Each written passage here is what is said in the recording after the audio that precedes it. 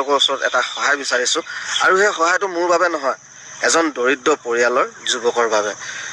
এই যে মই তলত ফটোখন লগাই দিছোঁ, তেখেতৰ নাম হৈছে বিক্ৰম বৰ্মন। তেখেতক আপোনালোকে নিশ্চয় গম পাইছে ভিডিঅ'টো চাই যে কথাটো হ'ল কি মানে বহুতে অসহায় দৰিদ্ৰহীন মানুহে ৰক্তৰ কাৰণে বা চিকিৎসাৰ কাৰণে বহুতে মানুহ টকাৰ কাৰণে চিকিৎসা কৰিব নোৱাৰে, যে ৰক্ত প্ৰদানৰ ব্যৱস্থা নাই।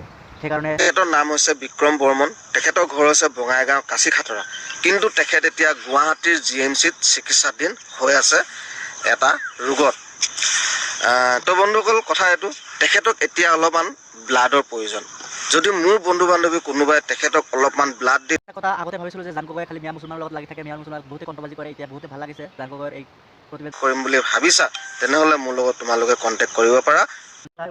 জান গগৈৰ লগত কণ্টেক্ট নকৰিলেও আৰু এটা পদ্ধতিৰে আপোনালোকে ৰক্ত প্ৰদানৰ ৰক্ত ডনেটৰ খোজ কৰিব পাৰিব এইটো ভিডিঅ'ৰ জৰিয়তে। প্ৰব্লেম আৰু আশে পাশেও যদি আপোনাৰ চিনাকি কোনোবাই আছে, যদি ৰক্তৰ প্ৰব্লেম হৈ আছে, এতিয়া আৰু কোনো টেনশ্যন নাই, এই ৰক্ত 5 মিনিটৰ ভিতৰত ৰক্ত পাই যাব আপোনালোকৰ।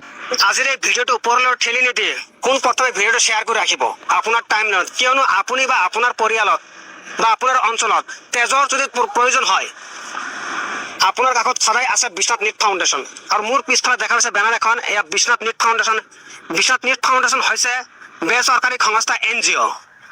দেখা হৈছে ভয় বা আৰু মই আজি অসমীয়াত ভিডিঅ' বনোৱাৰ কাৰণ এইটোৱে যে নহ'লে জান গগৈ আকৌ এনেকুৱা কিমান মন্তব্য কৰিব পাৰে জান গগৈ, এইটো কাৰণে। আৰু যে আমি যিহেতু অসমৰ ল'ৰা, অসমীয়া কথাত আজি ভিডিঅ'টো জান গগৈৰ সৈতে শ্বেয়াৰ কৰিম আৰু অসমবাসী ৰাইজৰ মাজত শ্বেয়াৰ কৰিব চেষ্টা কৰি আছোঁ। আমাৰ যিখিনি দুখীয়া বা নিৰ্গিন মানুহ ব্লাডৰ কাৰণে মানে ইহঁতে বহুত সময়ত দেখা গৈছে মৃত্যু সাৱটি ল'ব লগা হয়, তেনে দুখীয়া নিৰ্গিন মানুহক আমি সহায় কৰাটো আমাৰ প্ৰথম উদ্দেশ্য। দ্বিতীয়তে আমাৰ আৰু অসমবাসী ৰাইজ আপোনালোকৰ হিন্দু মুছলিম ভেদভাৱ নকৰি, মই ভাবিছিলোঁ যে জান গগৈয়ে খালি মিয়া মুছলমানৰ লগত লাগি থাকে, মিয়া মুছলমান বহুতে কণ্ট্ৰভাৰ্চি কৰে। এতিয়া বহুতে ভাল লাগিছে জান গগৈৰ এই প্ৰতিবেদনটো